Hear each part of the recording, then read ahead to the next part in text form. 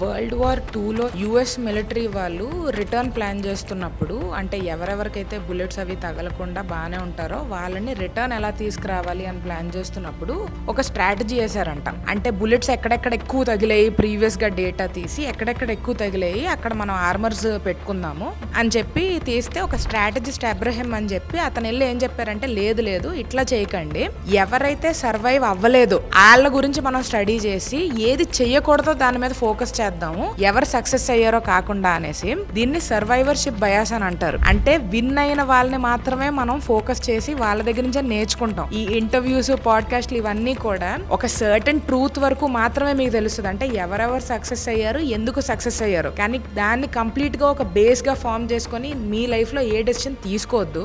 Fail ఎందుకు అయ్యారో కూడా ఈక్వల్ గా స్టడీ చేసి మాత్రమే ఏ డెసిషన్ అయినా తీసుకోండి. ఎందుకంటే success only give you a distorted truth. ఏది జరగచ్చు అన్న ఒక పాసిబిలిటీ మాత్రమే, ఇలా చేస్తే జరుగుతుంది అన్న ఒక బ్లూ ప్రింట్ అయితే కాదు.